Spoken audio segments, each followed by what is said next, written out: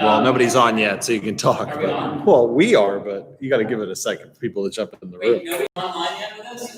It's Gary and Pete again. Here we are in the Turnbull wine cellar. We'll have this on a loop. Gary and I are going to do like rockets. We have this social distancing. We can use the thief, because we are going to be doing a barrel tasting today, to be extra far apart. I can just see today is going to be a very loose setup. You don't need to say that. They already know. They can already tell. They're coming in. They're seeing you two. They're like, it's going to be. I don't know how this tasting is going to go. It's going to be crazy. It's end of month, is that like full moon? I don't know. I haven't. It's been so darn busy. The vineyard work is out of control. We've had rain, massive heat. It's a roller coaster ride.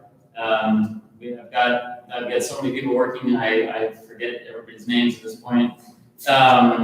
It's a super busy season. The cellar crew, bless their hearts, have wrapped up the racking and of all the 2019 wines. They're beautiful. I've just tasted through all the 2019 wines with our awesome consultants, David and Catherine DeSanti, on the winemaking front. They do an awesome job. David and Catherine, thank you. If you don't know their wines, look up DeSanti, DESANTE. They make some beautiful wines. And they are smart and intelligent and caring and forthright and all the things I'm not. Good one. Yeah. I'm pragmatic and sit in my pants and get it done and forest for the trees, and they are the counterculture that makes all the wines everything that they could be. They ask all the hard questions and push all the bounds and keep me on track. And I've just spent 2 hours with them tasting through the 19 vintage, and that was always alleviating. The good news is the 2019 vintage, which Carrie and I are going to be tasting, and you are hopefully opening a bottle of something awesome right now. 2019 vintage is a magic vintage. In the pantheon of great Napa Valley vintages, there's 70, 91, 2001, 2007, 2010, 2013, and the new entrance in that is no doubt 2019. Wow. Top to bottom, worst barrel to best barrel, all rock stars. Why do you think that is? We have no idea why that is. That's the magic, actually. And if you understood exactly what the weather was going to do, or what terroir would do, or what the human hand would do, then wine would lose its magic, and it would just be like a Band-Aid or a Kleenex or something like that. And the magic of wine is what makes it make our heart palpitate or our mind have a little click. It's that the authentic discovery, let's say, is really what makes it worthwhile. Why do we, Napa Valley wines aren't cheap, folks. Why do we buy those? Why do we understand those? What do we want to learn? What are we feeling? And it's that magic potion that we can't put our hand on.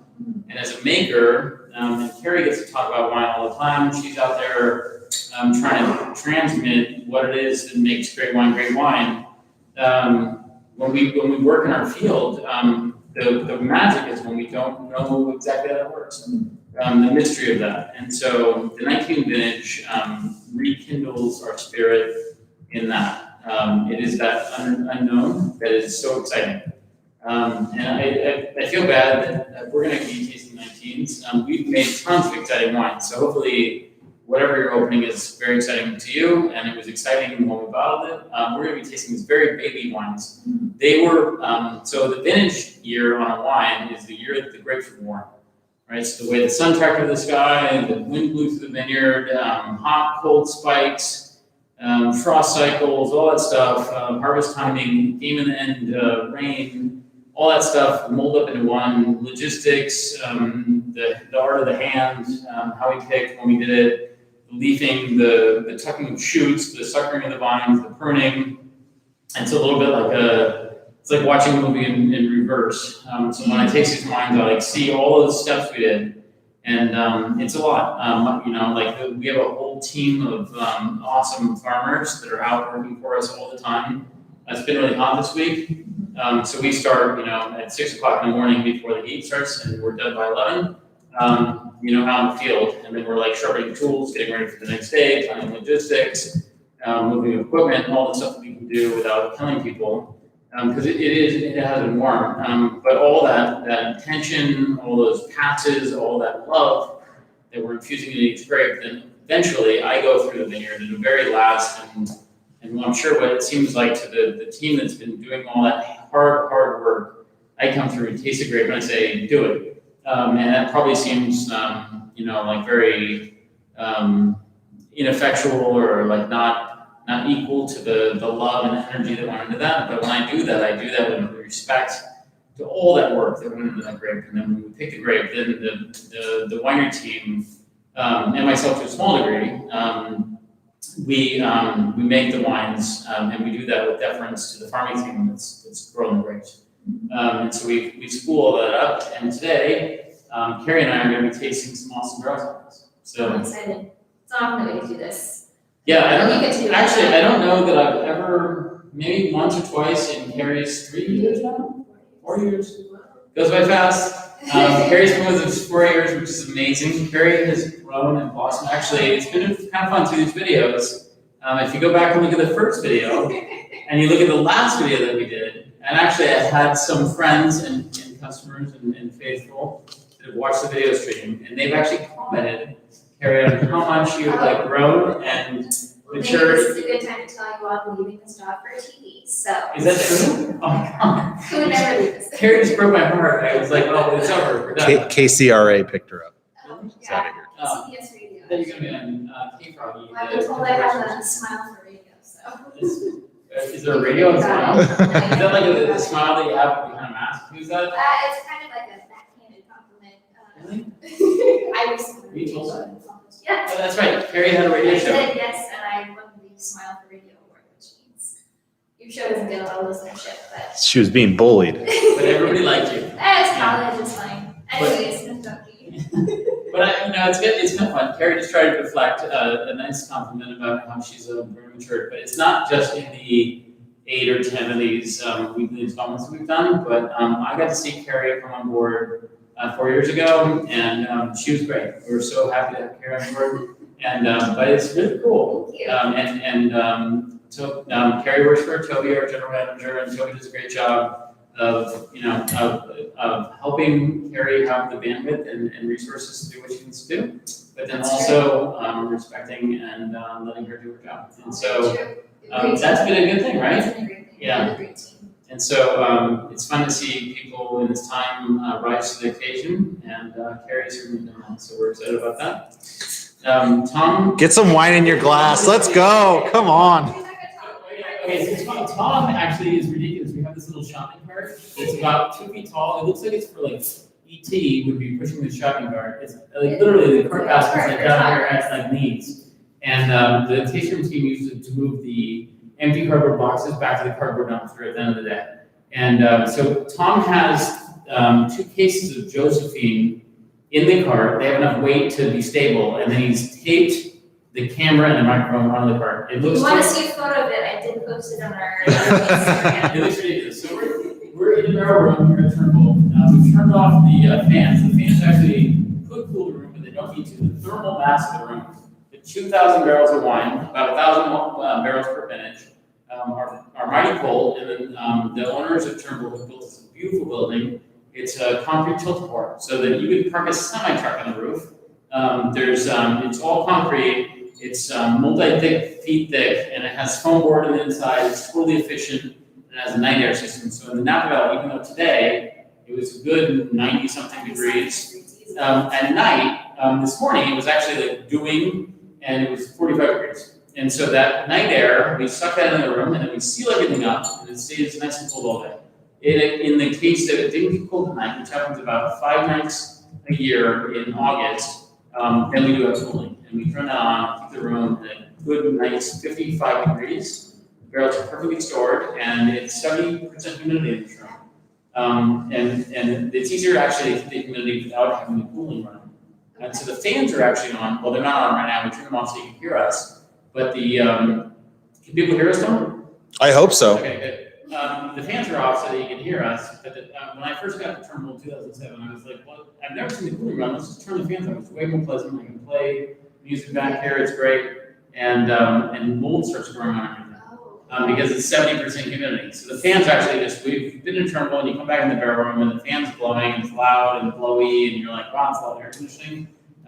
These guys are changing the climate. We're not. The fans are just blowing, but not cooling, just to move the air around, which is a nice thing. We are going to start, normally, so we're going to taste a couple of the Bordeaux varieties, and then a secret special variety from the Leopoldina vineyard. So this is 2019, and we're up on the Opa bench, so you can a picture of it. We are east of here about 2 miles, and we're on red volcanic soils up on a rocky hillside that faces the afternoon sun. It's a dramatic sight. You can see the Golden Gate Bridge, all in the Napa Valley. It's gorgeous. It's amazing magic vineyard. There's 45,000 acres of vines in the Napa Valley. That probably seems like a lot. It's only about 14% of the acreage in the Napa County is actually in vine. So the other 86% of the valley is houses and roads and wildlands. So though when you come to Napa Valley, it seems like it's wall-to-wall grapes, very small percentage actually. And then Napa Valley is 45,000 acres of vines, or 1/8 the number of vines that are in Bordeaux, right? So it's a very tiny, special little thing. And for those of you, all of you that come to Napa Valley already know this. You're the special select that knows about really good wine. But if you took all of Napa Valley's, or all of California's wine that says California on Napa Valley, it counts for 1% of that. It is the golden capstone on top of the Great Pyramid. Everything else is from somewhere else. And there are other really, really great spots. Sonoma, Mendocino, Lake County, Yolo County, Lodi, San Luis Obispo, Santa Barbara. There are amazing other wines from other regions in California. And if you add all of those grower wines, all of those wines placed in intention and passion and love, you're at 14% of the wine from California. The other 86% of the wine from California is a technical product from California. Napa Valley, though, is undoubtedly, and I'm giving deference and love to these other appellations. If you ask them where they learned the craft, what they want to become, what they think is the best wine in California, Napa Valley would be in a lot of people's lists. So, and inside Napa Valley, inside that 45,000 acres, there are probably 5,000 acres, maybe 1/10 of the total vineyard area that is truly special, that is irreplaceable, that is a World Heritage Site, that has such a strong fingerprint in place that it's not like anything else in Napa Valley. And all of Turnbull's vineyards are in that little small set. Yeah. I was just tasting with David and Catherine and our awesome viticulturalist Chris Lowe, who's awesome. She has magic pixie dust in her pocket. She spreads around the vineyard. Our vines have flourished and done better and better every year because of her help. Thank you, Chris. All that magic goes together into this great thing. And when we tasted through all the 19 wines, the worst barrel, the worst thing that we made, we all agreed would be better than most people's $100 bottle of wine. Wow. Okay. And so it's a great vintage. Good stuff. And Harry's encouraging us to get going. We've got we're going to start right here, and it's Cabernet Franc. So this is our code here is 2019 Cabernet Franc. The historic name for the Leopoldina vineyard is white, so we call it WE, and this is block 2.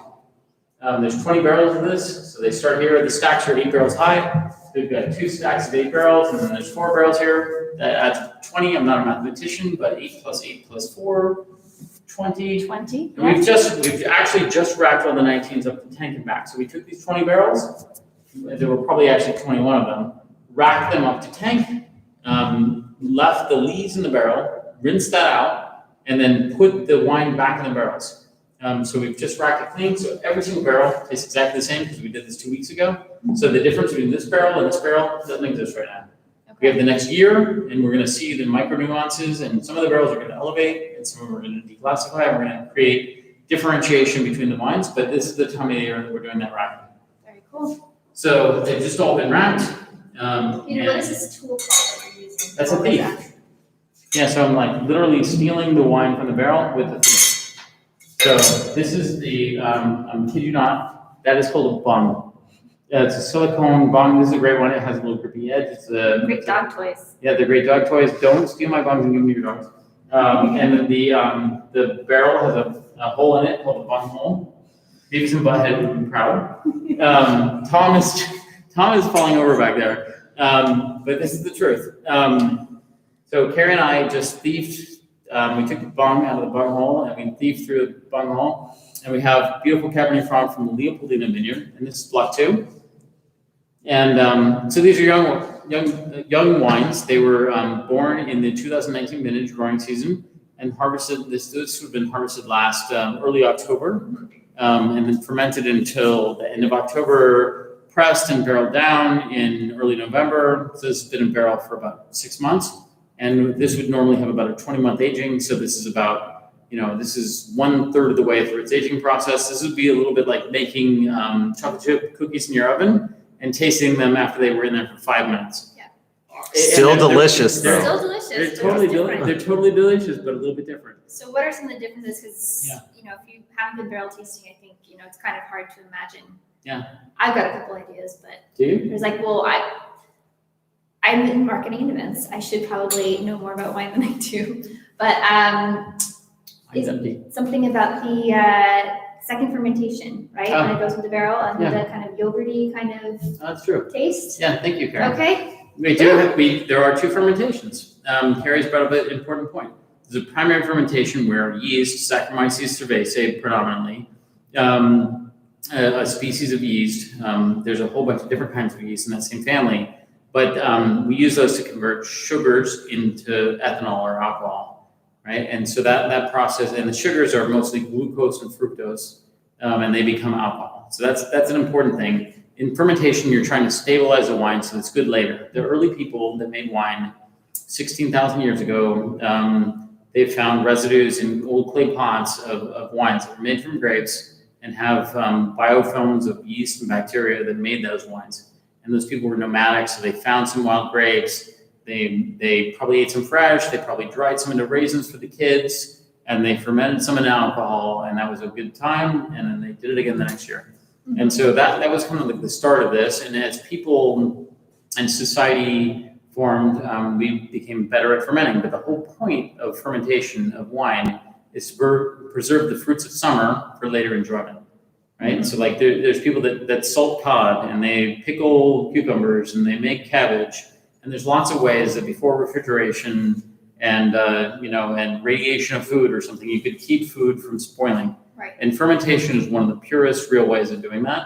And so we practice that art every year, every day. And so there's two different fermentation tactics that we do that. We ferment sugars, which are very susceptible to yeast and molds and bacteria picking their locks and making them taste horrible. So we use a yeast that makes that happen in a pleasant way for people.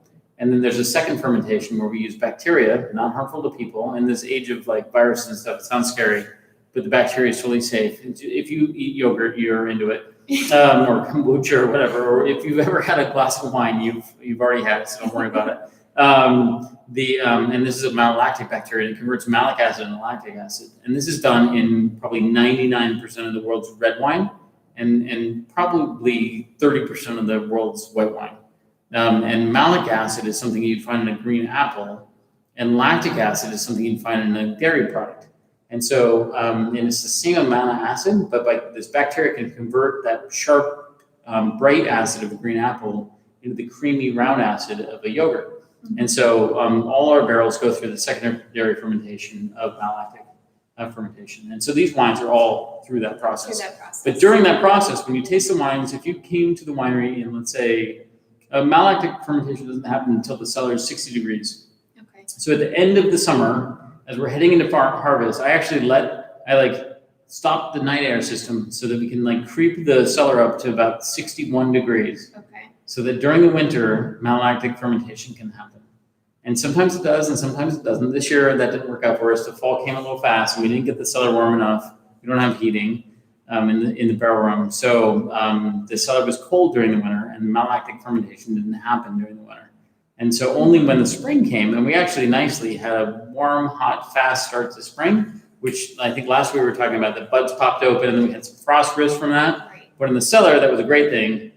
We opened up the doors one day, blew some hot air into the cellar, and the next day everything went tick, tick, tick, tick, tick. Malolactic was done, and we were able to stabilize the wines and move forward. So topping and racking them. So we've done that, and that malolactic process is done. So the wines no longer taste cheesy and yogurty. But if you came to a cellar in the Napa Valley or any grape growing area while malolactic fermentation is going on, You get that. you would have like this lactic-y taste. I don't mind it because I know what's going on. But if you don't know what's going on, you'd be like, that's kind of suspect. So anyway, that process is done. So here we've got Cabernet Franc from the Leopoldina vineyard, and this is a magic little block. It's like a tiny little block of Cabernet Franc, and it is the home of what's called the goddess clone of Cabernet Franc. And so the magic of that, and don't tell anybody, the secret. About 10% of the block is actually Cabernet Sauvignon, and 90% of the block is Cabernet Franc. And so, but Cabernet Sauvignon is a much more vigorous grower.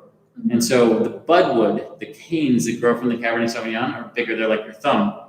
And the Cabernet Franc is a much more feminine, herbal toned wine. And the canes on that are more like a pinky finger. So when people ask us, can they come have budwood from our vineyard? And we say, that's fine. You can come. This is the best Cabernet Franc in Napa Valley. You are welcome to come as long as you're going to make good wine from it and come get budwood from this. People, of course, select the big, fat, powerful budwood, which is all Cabernet, and they plant it in their vineyards and they call it Cabernet Franc. And so the Cabernet Franc of many, many wineries in the Napa Valley is actually a whole lot of Cabernet Sauvignon.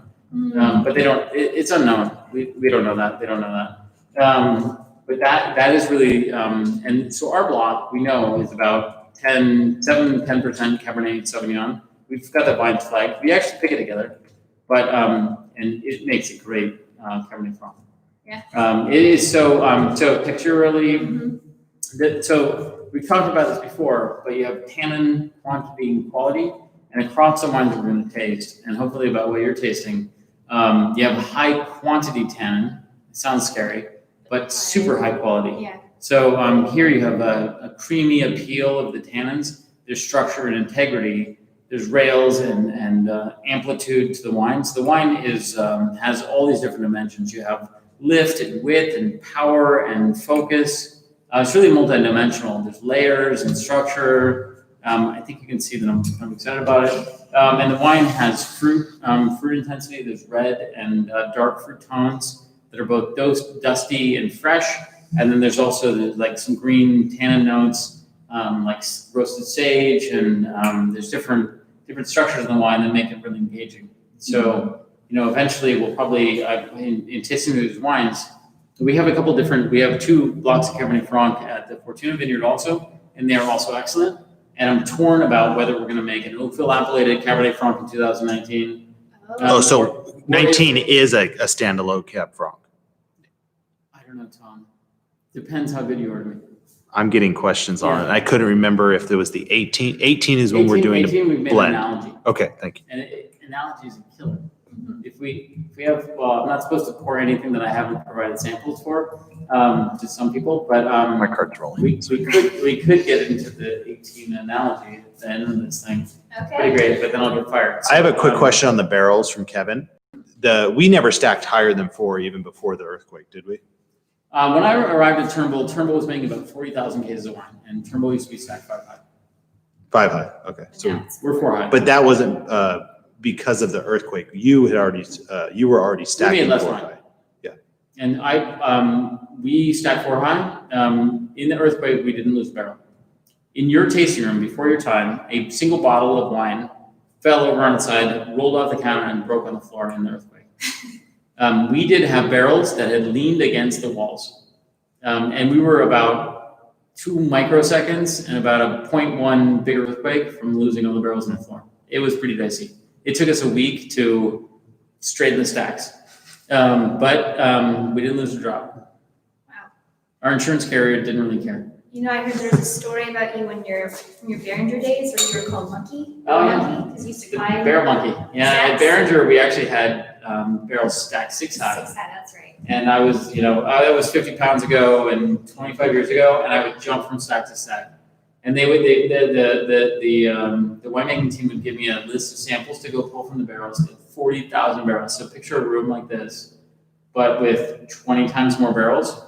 giant Cabernets, end of Raiders Lost Ark kind of thing. And I was sporty, and I would get this list of samples, and I'd have them back to the lab in like 10 minutes. And they thought that I was cheating and like just getting a sample from the From tank wherever. because it was physically impossible to get the samples that fast. You did it. But I actually went and got all the samples, but it was, actually one of my compatriots, guy, Roger Harrison, he makes great bottle-sized Semillon, R.A. Harrison Cellars, if you're into that sort of stuff. And he actually was trying to get on Survivor. And his secret move, we filmed a video of him, and he was going to bring yeast. So he was going to like take coconut water and make it into alcohol, so his compatriots on the show didn't take him off. And then his video, we had these huge oak uprights, or actually they were old redwood tanks, and the heads of them were like 10 feet apart. And Roger is like 6 foot tall and like 150 pound Raiders fan, drives a Corvette. He had a mullet, and he would jump from tank top to tank top, like 10-foot broad jump. And if you fall like 60 feet on the gravel, right? And he like skipped across like 10 of them in a row with a wide angle camera, and he did not get selected for the show. Shame on them. We may need to review their safety practices. Yeah. That was a long time ago. That was back in the day. I can tell you the ghost story sometime. We can get into that. So what are we doing next? We've got Merlot. We're going to be one barrel back on Merlot. So we've got Merlot from the Fortuna Vineyard here. The next stack back has Merlot from the Leopoldina Vineyard, Block 43. It's a newer block, and we've got the perfect row angle, which is great. The fruit doesn't raise at all. It's got that hot, opulent afternoon sun, but then Merlot makes a nice. Carrie's checking something out. I'm You're just looking at my the gut. computer. Thanks, Tom, for that close-up. Oh, you approached quickly. What do you want? I got I'm working with a shopping cart here. You get some of that? Nice, huh? Okay. So the winemaking lifestyle, all these wine dinners and drinking wine all day. Well, it's quarantine summer. It doesn't give me a lot of chance to like go work out, but that's what it is. So Live a good life. yeah, that's what we're doing. This is that too depressing? No, just Okay, good. keep on. Yeah, let's go. Wow. Joe Hippie. Hey, let's drink. Yeah. Harry says, bottoms up. So this is Merlot from the Leopoldina Vineyard, and this is a block that we planted about 10 years ago, and it's fantastic. So Turnbull is known as making the, I would say the word on the street is that Turnbull's Merlot is a cab lover's Merlot, right? It's power and density and richness, and it's not like lean and green and mean. It's it has opulence and richness, and this is the Merlot that can make that happen. Until this time, we've always bottled a Fortuna Merlot. Right. And we have Fortuna Merlot right here. There's 8 barrels, there's 4 puncheons over there, and I actually have another block of Merlot from Fortuna, 6 barrels there. And then we've got 14 barrels of this Merlot from up on the hill. So in 19 right now, the thought I have is that we'll make an oak-filled appellated Merlot, and we'll use the power of the Leopoldina Merlot with the sinew and freshness of the Fortuna Merlot, and we'll fuse them together and make a Merlot that's going to be one of the best Merlots we're ever going to make. But it'll be labeled Oakville. That's the current thinking. Or we could just go for the gusto and like just do Leopoldina Merlot, but we've never bottled one before, so it could be. Well, this is really. Yeah, aromatically, Yeah. it's pretty engaging. Yeah, it's very almost kind of savory. Yeah, there's a savory spice box and like black, dusty blackberries. It's great. It's all about power. For this Merlot, actually, I love our story when we make our Merlot, and it's 100% Merlot, and I think that's just such a great way to make Merlot. To do that is like being a tightrope walker without a net, right? So we don't rely on Cabernet or anything else to like buttress or like bring in flavors into our Merlot. It relies on precision farming, great work in the vineyard. I think it's just the way it should be. If we can do that, I always want to do that. And so in order to do that in 19, I took the 3 blocks of Merlot that we have, 2 at Fortuna and 1 at Leopoldina, and I made them in different ways. So one of the blocks at Fortuna is a brand new block. I knew it would make fresh berry fruit. We fermented in puncheons with the heads out, and it's a fresh, beautiful wine. And it's like little dancing toes. It's like up on point, and Yeah. so pretty and poised. Right. But this is the baby. And then we've got Fortuna 41 here is, this block is like planted in the late 80s. It's old and grizzly, but the soils there bring in black tea tannin and structure, but it can be also very pretty. And we whole cluster fermented this 20%, 80% of it was destemmed on top of our open top tanks in our breezeway, and it has a tannic and structured element to it, and a spice and a freshness and a lift and a focus. And then the piece that Carrie and I are tasting from Leopoldina is about darkness and heaviness and richness and power. And so I have these 3 different tools, and we could either, the choice would be, let's make 100% Merlot, but I'm going to want a little bit of the structure and freshness out of this guy, or maybe the easy poise of the young block, and we make an Oakville Merlot, 100% Merlot. Or maybe this Merlot is such Chockerbock, so blue chip. I mean, I don't think anyone's gonna be disappointed when they buy this Merlot. They're gonna be like, wow, that's killer. But I think if we want to make a Leopoldina Merlot, I've got a great Cabernet block that's very about sinew and freshness, and it has some nice red lift. And I might put like 1-2% of that Cabernet into this Merlot to like cut out some of the fat and give it more sizzle. And so we can go either way. We can make a Oakville. If you see a 2019 Oakville Appellate Merlot, it'll be 100% Merlot, and it's going to be a Fortuna Leopoldina mashup. And if you see a Leopoldina Merlot, it's going to be like 98% Merlot and maybe like 1 or 2% of this Cabernet that I have from these terraces of Leopoldina that get kind of sun washed, and they're really bright red and like cranberry juice and really focused. And that's gonna give this a little knife edge. So I guess for the people listening, if you buy our 19 Merlot in 2 years, if you know if it's Leopoldina or You'll know what the blend was. Merlot, you'll know what it is. Yeah. Special treat for those who can. You can wait. So we're only, we're 6 months into this, but I'm already like, my reels are already going on like, what is it that we're gonna do in the future? Where are these wines going? And then we start, from this point forward, we're like, I'm like a sheepdog. I'm trying to like corral those barrels into getting them into those pens, right? So I'm already thinking about what the wines are going to be.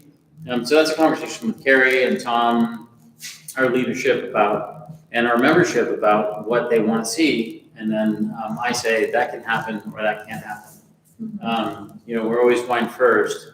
And that means that we're totally quality driven, but there is a conversation about like, what is it that we want to look at?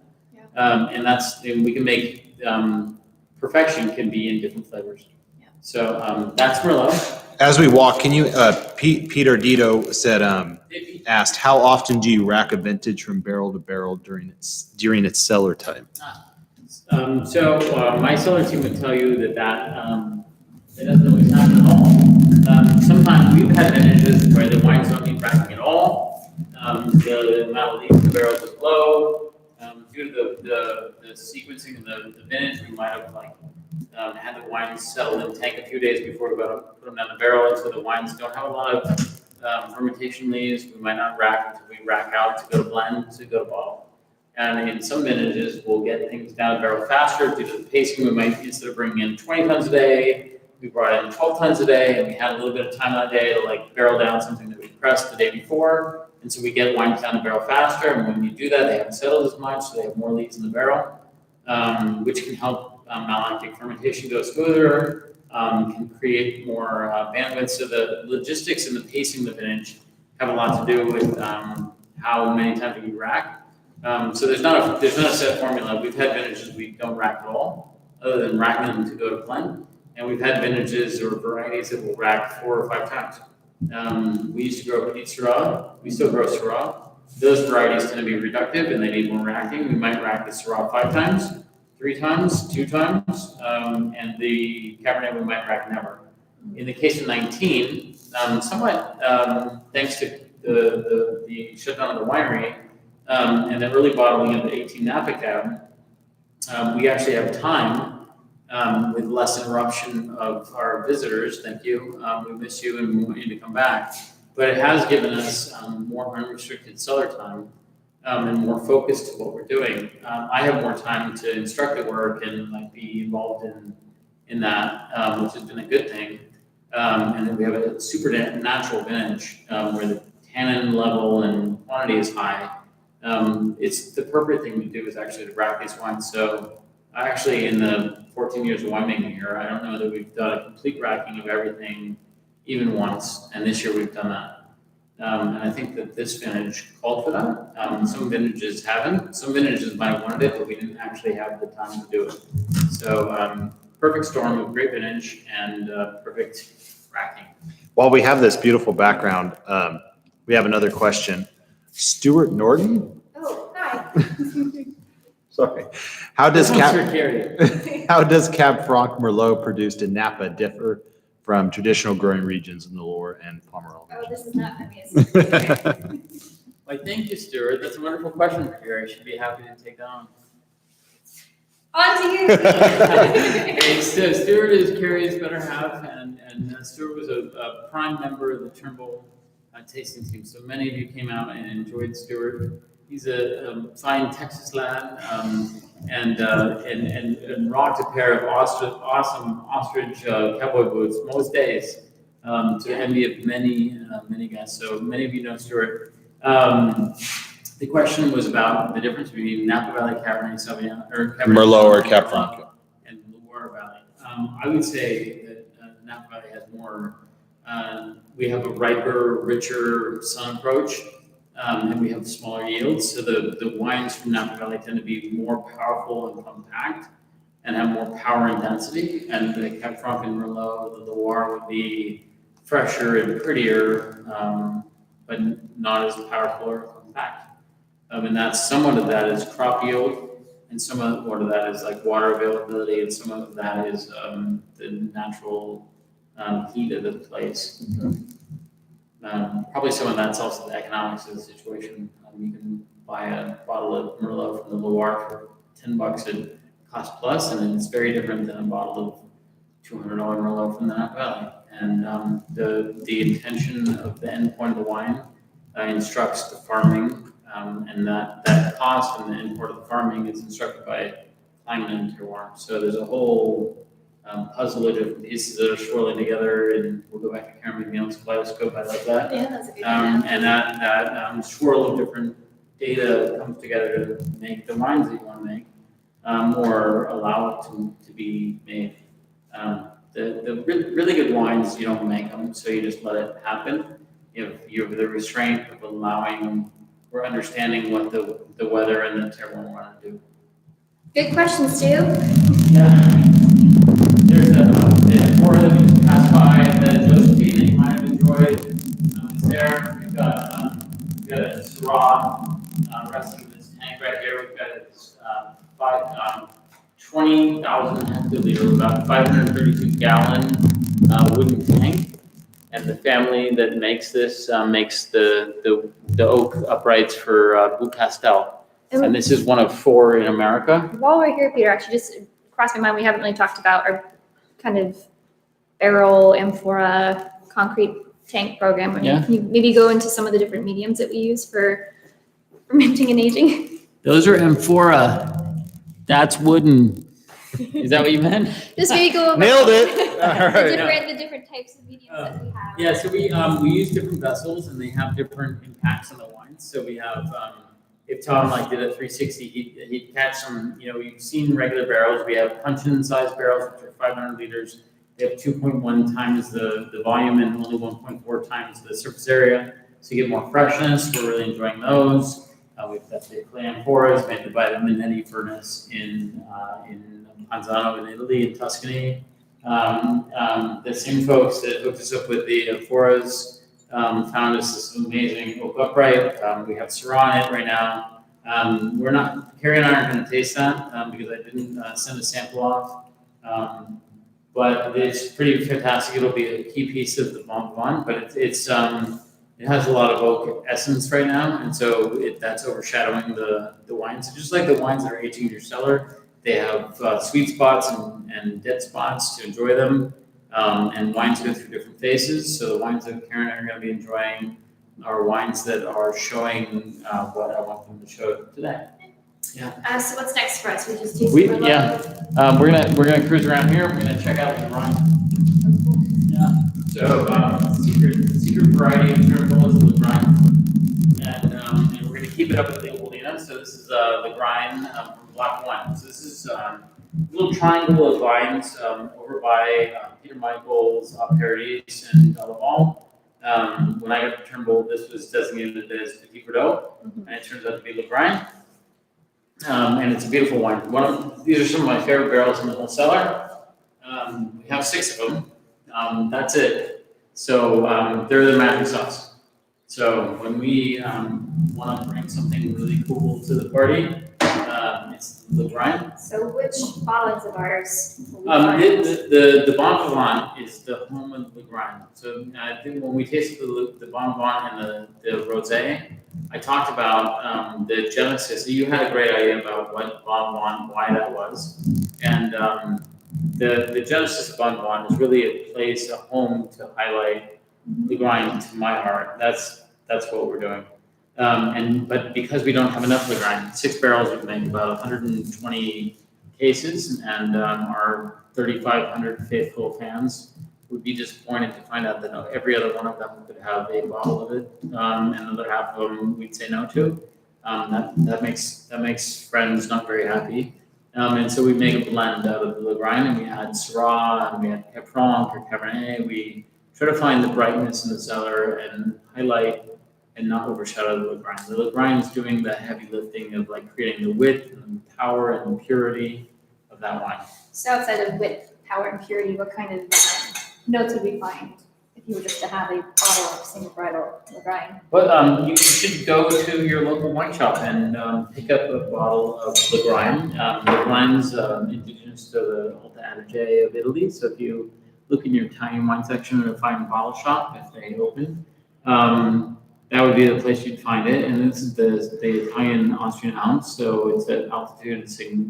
It's a cold climate Lagrein. So it's going to look more like a slightly dark version of our rosé. And it's going to be a little bit different than this, but you'll get the same kind of purity. I think that purity is hard to like kind of put your finger on, but I think you all know it when you see it. And here there's a spunky blue fruit that's kind of like a spicy huckleberry. And I think it's engaging, and the magic of it is it's hard to tell exactly what it is.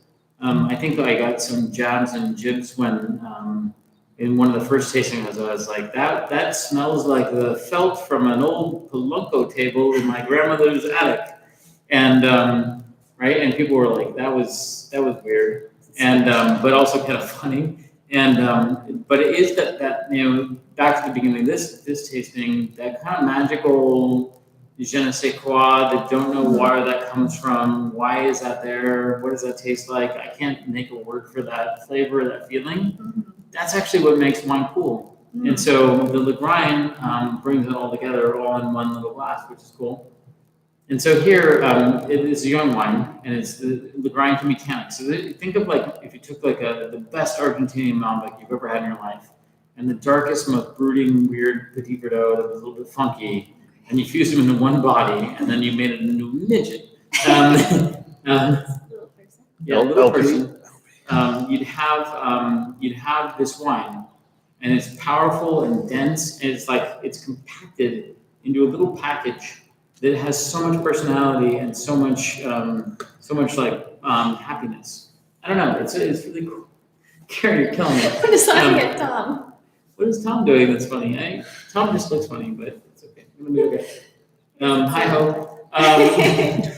Okay, you picked well. I mean, Tom picked better, but so here aromatically, you've got like you can imagine like there's like huckleberry pie, dark blackberries.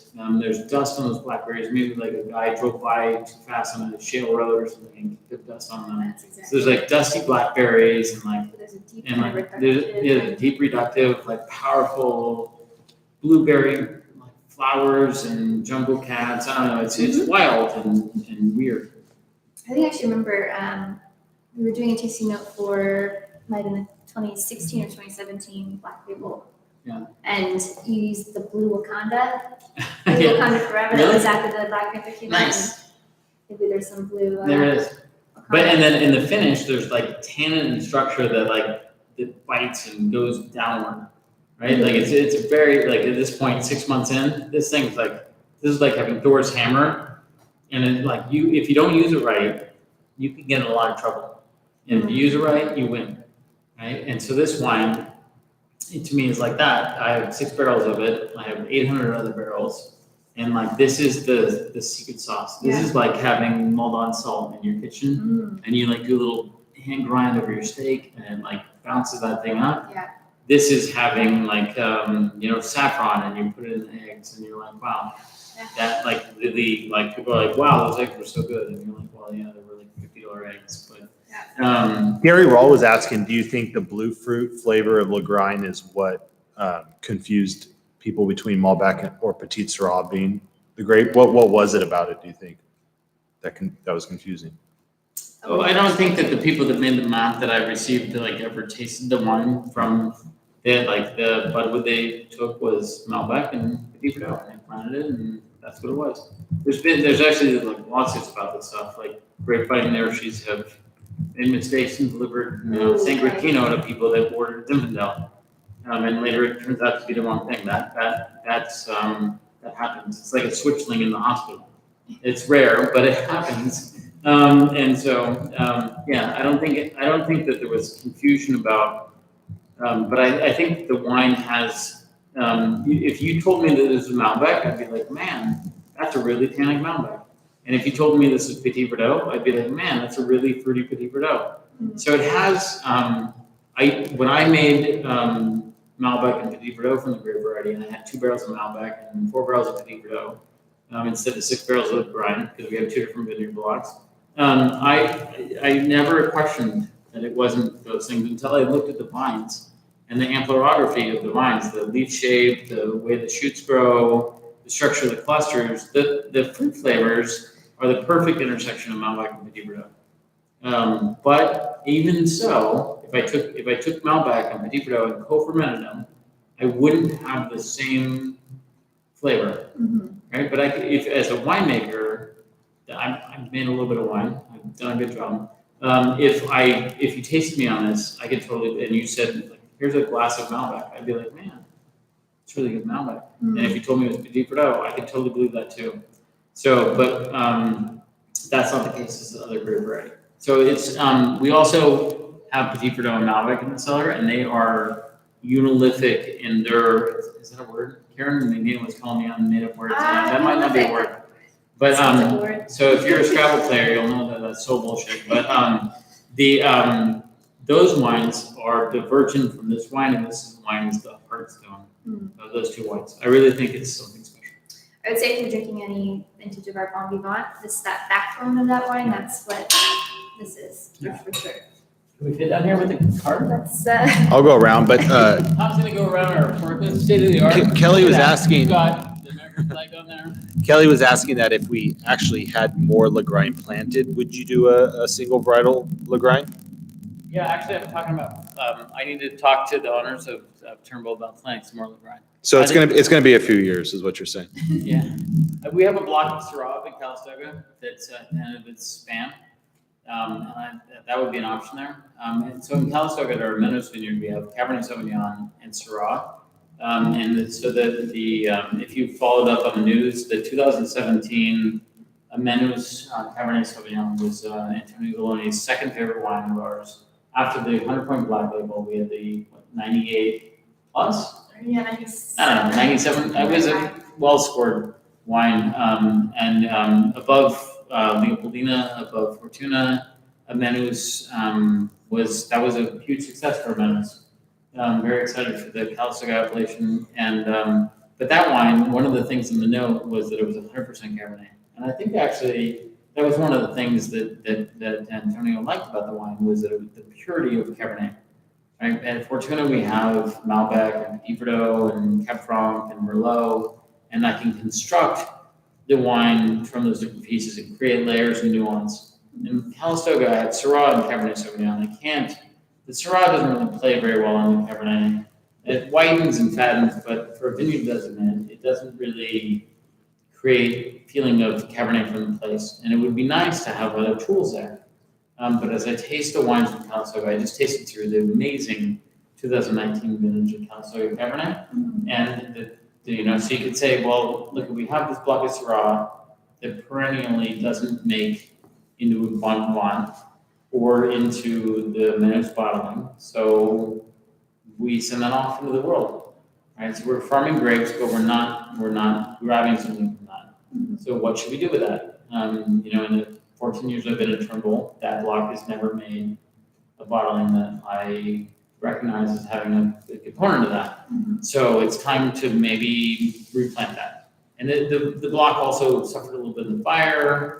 It's a very lean site that when it was first developed, maybe the topsoil was taken to fill in a swale. So it has some issues.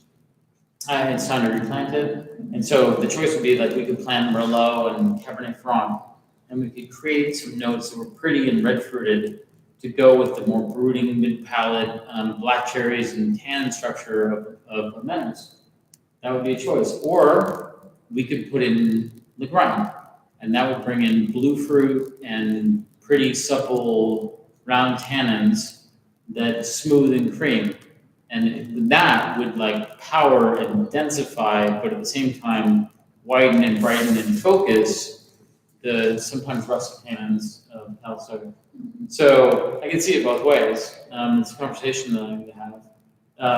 But that's an opportunity to put in more Lagrein, and I think that could be a place where it could be useful. I could also see where Merlot and Cab Franc would be the classic choice. And I think telling a story about our Calistoga Cabernet having Merlot and Cabernet Franc beautifying and freshening that wine could make a good wine. It's also a story that's easy to convey. And the Lagrein story is a little bit harder story, but I think it's the one that actually supersedes and smooths the more rustic tannins of Calistoga Cabernet. So there's two different ways to go, and we don't have to. It's not an A or B choice. In farming, we can do lots of things. So we could actually put in 5 rows of Lagrein, 5 rows of Merlot, 5 rows of Cab Franc, and fill up that acre of Syrah with different choices. So that's something we're always looking ahead of that. But we make that choice 2 years from now. We plant the vines 2 years after that. They make their first fruit 4 years after that. We're talking these are grapes that we'd harvest in 2030, which sounds like a different decade, which it is. And so those choices take a long time to come to fruition. But we're always thinking ahead about what that is. And the Syrah there is really good, but Tom is saying we have only 3 people watching this video. He said 10 minutes. Oh, he said 10 minutes. Okay, we got one more. Okay, this guy right here, and not that guy right there. I gotta find the barrel, One of them could be this row over here. No, not that one. I'm lost my. It's like a maze. This is like the fun house at the fair. Okay, here we go. Oh, we found Peter. Hi. Okay. This is Leopoldina Cabernet Sauvignon, 2019. And this is pretty fantastic. This is block 5153. And it's on the flat plateau. Perennially, my favorite blocks at Leopoldina. This traditionally makes a Leopoldina Cab. And here we have the most unique and unusual expression. And I don't know what to make out of it, but I love it. And then, so that goes back to that magic, where did that come from? How did that happen? How can we make that ever happen again? But this is the best Leopoldina Cab that we've ever made. That's really good. It's really good. Yeah. It's kind of spicy. Yeah. And so aromatically. Pre-orders available now. Yeah. Oh, that's up to you, Tom. Yeah, no, it's kind of crazy. So this wine, and it's something that we actually see through the whole vintage. We have the succulence and opulence of the Napa Valley vibe. We have power and fruit density and drive and wide shoulders and focus. And at the same time, there's a classic undertone. There's roasted sage or this little menthol swizzle stick out of it. There's a little bit of there's a thing that I can't quite put my finger on that is so captivating and authentic and real. And I have no idea why it's there. So classically, reel your wheels back. Johnson Turnbull back in the day was known as poor man's Heights' Martha's Vineyard. no relation. The Heights Martha's Vineyard, it was famous for being the first vineyard designated wine in America. $7 a bottle when it came out, 1968 or something like that, 64, I don't know, it was a while ago. I wasn't born yet, and pretty old, but I'm not that old. And that wine, that was there's a row of eucalyptus trees, and the oils from the trees blow off, and the roots of the vines and the trees interact and transmit the oil, and the vines have a menthol note. And so Johnson Turnbull's wines at the time only came from our own ranch, and there were 2 giant eucalyptus trees, and the wines tasted pretty much just like Heights Martha's Vineyard. Yeah. And so, but it was cheaper. And so it was known as poor man's Heights Martha's Vineyard. And people that were in the know bought Turnbull instead of buying Heights. That is a true story, I believe. And so, but we don't have the eucalyptus trees. There is one up on the highway, but it doesn't impact our fruit there. And there is a eucalyptus tree up at Amenos, but it's on the neighboring property, and I've never noticed that it had any impact on any of the fruit anywhere close to it. The menthol note is something that we just don't experience. And this block of Oakville Bench, there's no eucalyptus tree within 10 miles of there. Yeah. It doesn't exist. The vintage itself had no indication that it would make these kind of savory, sagey menthol notes. There's nothing. I have no idea where this happened. Yeah. We also sell fruit to some other great partners that make great wines, and I've tasted their wines. They've come and tasted our wines, and they also are like, "Wow, that's so amazing." And there's something about the 19 vintage, and I think you'll find this across producers, that there's a classic appeal. I mean, this is really a vintage of the decades. There's a classic appeal of structure and texture and opulence and fruit power, but at the same time, there's this throwback note of sagey green pepper. That's kind of bell pepper. And it's but it's not because the fruit wasn't ripe. It's because the fruit was so good. Yeah. Yeah, and it's kind of incredible. I got to figure out how we did it, and we'll have to try to trick Mother Nature into doing it again. So it sounds like people need to be waiting or not waiting, just ready to buy some 19 vintage wines. Yeah, you got to keep us in business until then. So what you need to do is stick with the club. We have the 17 vintage is otherworldly. We have the best scores in the entire Napa Valley. 18s that we're going to bottle this year are fantastic and lovely and so rich and wonderful. And then the 19s behind that it's like magic beans. So a lot to look forward to. Yeah, so there's a great run ahead of us. Excited about the vintage. Looks like another good one. We've got long rachises and small berries forming. So bloom, the rain and the heat haven't seemed to affect the bloom and set at all. So we've got a nice crop coming our way. And we'll be making another set of great wines for you. I'm very excited. Do you have any questions, Tom? We had some random ones, and I was able to answer some of those.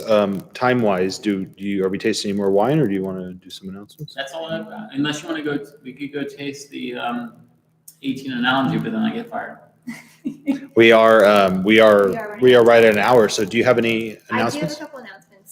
So everyone, wherever you live, I'm sure your state might be lifting some of the restrictions. The lockdown. California's going through that right now.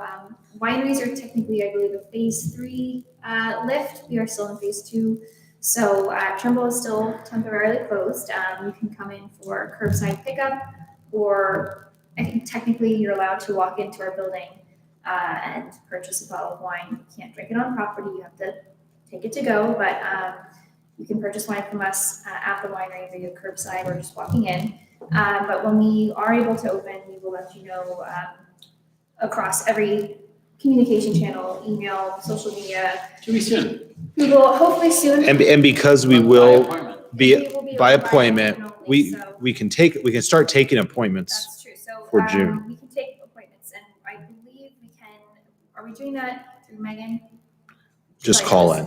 I would just call or email. I should know the answer to this.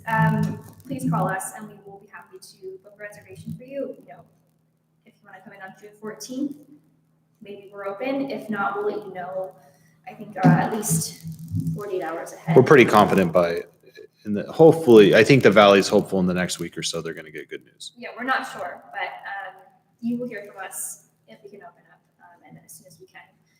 We're getting the tasting room very ready for a safe tasting experience where every table is 10 feet apart. And more importantly, the tasting room staff has been busy hand sanding every wood surface. Yes. And then re-oiling it with teak oil. It looks We've beautiful. taped our chairs, we've wiped down every chair, wiped down every surface, we've taken out any material like our cloth couches out of the room so we can just focus on sanitizing and wiping everything down. We have a really great, we did a staff training last Friday, kind of going over what it will look like when guests come in, and we have a really excited team ready to welcome you with the glass in hand as soon as we can.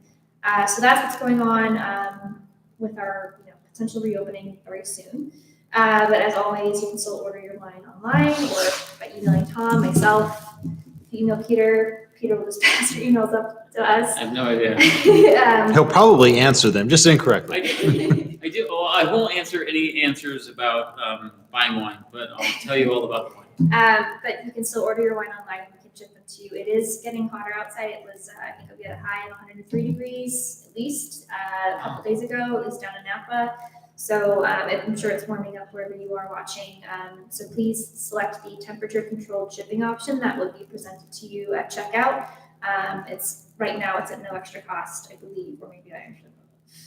It's at no extra cost, okay. and starting Monday, June 1st, Arizona will have a temperature-controlled option as well. So if we have anybody watching from You can Arizona, control the temperature in Arizona. we can. We have control over that, and it's very expensive. So it's at no extra cost, but please select that option. It'll still arrive via FedEx or UPS, but that just ensures that your wine will get to you a lot safer than just getting cooked on the way if you don't select that option. So What's the next tasting experience? So tomorrow we're releasing our June tasting calendar. June, we're starting to kind of taper things back a little bit because as we hopefully are open again and get busier doing what we love to do, which is hosting you, kind of leads me and Peter to focus on the other parts of our jobs. As much as this has been fun, we're going to kind of just taper it. So we're doing tastings every other Thursday starting June 11th. Same time, same place, 4 p.m. Pacific time. Let's see, June 11th, we're doing a tasting with the Point Reyes Farmstead Cheese Co. That's the long name. Great cheese company based in Point Reyes. We'll have a wine pairing and cheese pairing that we can. Are you doing that here or there? We're doing a webinar actually on Zoom. So you'll meet Jill, who's one of the daughters who runs the. So creamery. that one will be on Zoom. That'll be That'll be on it won't Zoom, be in so our. you'll have to register for that. Again, this is all coming to you in an email and going on our website tomorrow. So if you've got questions, hopefully we'll answer them tomorrow. And then June 25th, we are doing a white label tasting, which is very exciting. Oh my gosh, really? Yeah, we're releasing white label in June. Whoa. Next week, June actually. 4th, week from today, Oh right? my goodness, yes. Another big announcement. Very cool. Yeah, so June 4th, we're releasing our white label, which is a members-only wine, kind of like our rosé and our Pura. White label is kind of the counterpart to black label. It's a Sauvignon Blanc, but it's unfiltered. Yeah. And it's what? 1 barrel, 2 barrels? We made 2 barrels of white 2 label barrels this year. of kind So of- it's about 42 cases, Yeah. about 450 bottles. So that's 2 barrels of kind of this magic unicorn Sauvignon Blanc. Sauvignon Blanc. And we don't make it every year. It's actually only our second time making it. We made it in 2017 was the last vintage. So members, if you've had it before and loved it, this is even a better vintage, I think, as we kind of fine tune the white label. You know it when you program. see it. You know it when you see it.